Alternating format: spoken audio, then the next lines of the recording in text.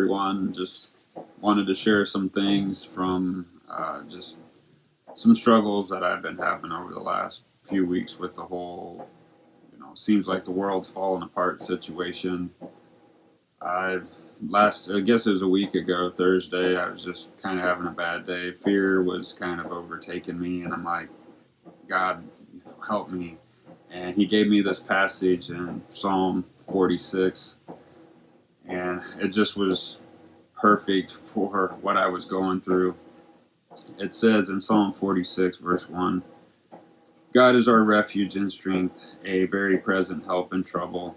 Therefore will not we fear, though the earth be removed, and though the mountains be carried into the midst of the sea, though the waters thereof roar and be troubled, though the mountains shake with the swelling thereof. Selah. That's kind of the first section there. It kind of breaks down here in Psalm 46 into three sections. Each section ends in the word Selah, which is like a musical rest. And man, do we need that? We need to rest in the Lord. And so the first few verses here, 1 through 3, we see God is our refuge, number 1. God is our strength, number 2. And 3, he is a very present help in trouble. I mean, I don't know how everybody else is doing, but it sure does seem like we're in some troubled times. But know this, God is our refuge, our strength, and our very present help in trouble. Therefore will not we fear, though it seems like the world is falling apart around us. God is stable. He is our rock. So let's pick it back up in verses 4 through 7. There is a river, the streams whereof shall make glad the city of God, the holy place of the tabernacles of the Most High. God is in the midst of her. She shall not be moved. God shall help her, and that right early. The heathen raged. The kingdoms were moved. He uttered his voice. The earth melted. The Lord of hosts is with us. The God of Jacob is our refuge. Selah. Well, here we see in verses 4 through 7, and verse 7, the Lord of hosts is with us. I mean, he's not absent through all of this. He is with us. We can see in the New Testament, it says in Matthew 1:23, behold, a virgin shall be with child, and shall bring forth a son, and they shall call his name Emmanuel, which being interpreted is God with us. God is with us. Check this out. Hebrews 13:5 says, let your conversation be without covetousness, and be content with such things as ye have. For he has said, I will never leave thee nor forsake thee. God is with us.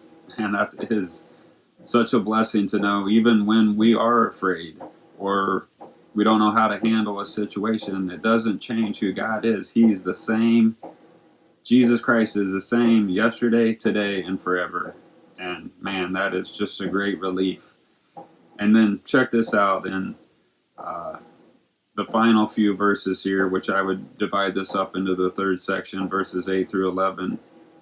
It says, come, behold the works of the Lord, what desolations he hath made in the earth. He maketh wars to cease unto the end of the earth. He breaketh the bow, and cutteth the spear in sunder. He burneth the chariot in the fire. Be still, and know that I am God. I will be exalted among the heathen. I will be exalted in the earth. The Lord of hosts is with us. The God of Jacob is our refuge. Selah. Again, we see 3 times in just these few verses, in 1 through 11, that God is our refuge. It's not might be or will be or maybe. He is our refuge always. And so I want to just leave off with a few thoughts here. This phrase, be still and know that I am God. What that be still means is to leave off your own attempts. Leave off your abilities. Trust God. Have faith. Verses 7 and 11 here are exactly word for word the same thing. The Lord of hosts is with us. The God of Jacob is our refuge. Selah. Just in case we missed it, God repeats himself so that we get that he is enough.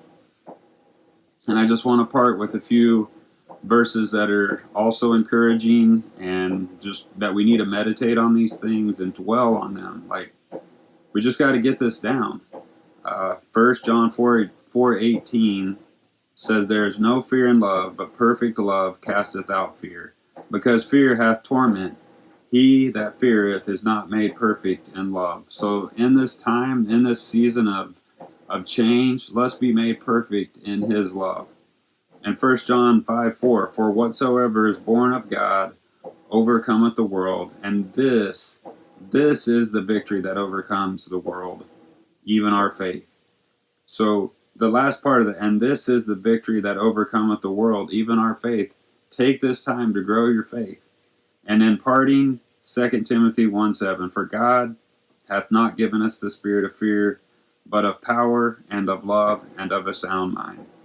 Exalt God to his rightful place in your life, for he is our refuge and he is with us. And I hope you all have a great day. I hope you're all doing great. Miss you all. Bye.